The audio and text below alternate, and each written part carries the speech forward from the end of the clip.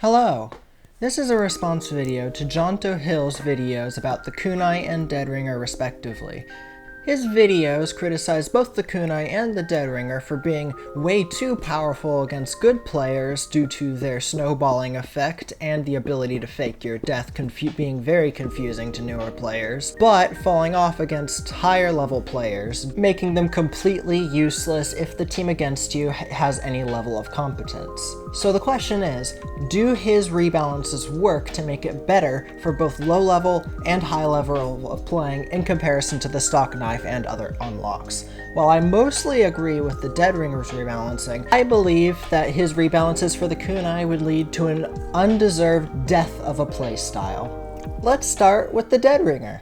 He proposes a complete rework of how the Feign Death works, allowing you to cloak on demand with a Feign meter separate from your cloak meter that charges completely independently from it. He also proposes that the cloak meter be given a faster drain rate so that it can't compete with stock quite as efficiently, while also the Feign meter would have the speed boost completely removed and also have a speed debuff upon decloaking on a Feign. And while I agree with most of this, I completely disagree with the idea of adding a speed debuff on a Feign Death. This is because he also suggests that whenever you decloak with the Deadringer, the cloak meter is drained completely. And I feel like if the cloak meter drains completely and you have a speed debuff, it is way too punishing if you end up decloaking.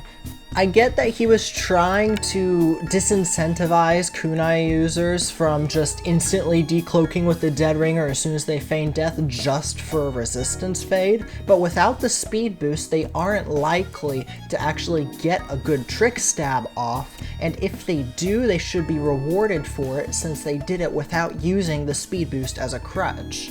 And if they fail their trick stab, then they just die anyway, and then they're being punished for their mistake to decloak early, like they should be with the Deadringer in its modern state, but aren't normally punished for. Otherwise, it's a great video, and I agree with basically everything else he has to say on the matter. His reasoning for nerfing, or reworking in this case, both the Kunai and the Deadringer are completely valid. I just think that his idea is a bit overtuned, and I think that that's understandable because a lot of people tend to go a bit overboard with buffs and nerfs, and it takes a lot of small counterbalances to make sure that something can compete with stock while still adhering to the playstyle it's meant for. I actually ended up making a source mod plugin for this rework idea. I showed it to him on his Discord server. He seems to like the way I implemented it, but we'll see. However, his nerfs to the Kunai are very harsh compared to the ones to the Deadringer because they completely ignore the playstyle that the Kunai was meant for. The Kunai is meant to be a trick stabbing knife. It was made for that playstyle, so it should be kept with that playstyle in mind. It is completely fine for that playstyle and that weapon to be, to a certain extent, worse than stock, just like how Demo Knight is much worse than stock Demo Man in the vast majority of scenarios. However, Jonto's rework idea of completely disabling the knife after one backstab, I agree with him when he says that sneaking around, causing paranoia, disrupting the enemy team should be the dominant playstyle for Spy, but I don't think it's fair to completely disconnect that part of the player base from a knife made for them just because its current version is unbalanced. Upon backstab, healing will take effect as normal, but this will also make the knife unavailable for the next 10 seconds, in a similar way to the Spicicle, though the timer cannot be sped up by ammo packs. Essentially, this brings back more of the thought into target priority, since even if you're more likely to survive if you do get that kill, you can only kill one person. What we actually need to do is create a version of the Kunai that can be used for trick stab plays while giving it a definite weakness that it never nullifies itself for. My suggestion for rebalancing the Kunai would be this. Give Spy a 15-point health bonus when he's using the knife. Make it so that he restores all of his base health on kill and let this overheal just like the half Satoichi. Give him a 0.5 second longer blink time and remove his ability to disguise. This will never allow him to nullify his own downsides, because he will never be able to disguise, and if he tries to cloak and get away, you will be able to track him much easier, which means he has to rely on his cloaking skill a lot more in order to get away from bad moments. Not only would this make it viable in competitive, but it would also heavily balance it out in casual, because it essentially turns the spy into a sneaky, aggressive scout that has the ability to get health back on kill. The ability to get 210 HP just by killing someone with the kunai is a massive buff, considering that he's not below 100 HP anymore and is in fact at 140.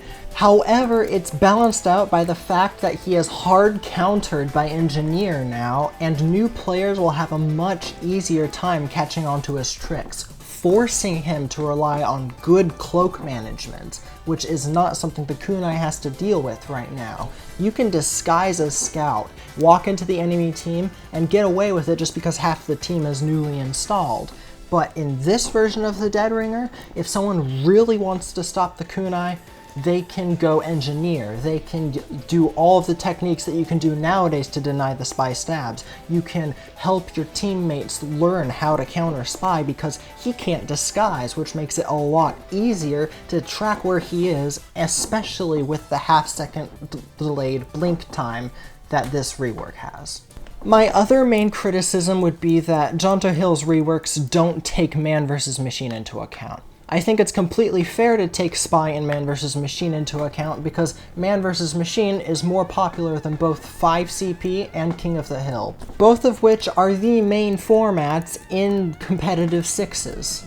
So the fact that Man vs. Machine is more popular than them means we have to at least take Man vs. Machine a little bit into account there. But his rework for the Deadringer would make Spy almost unplayable in MVM.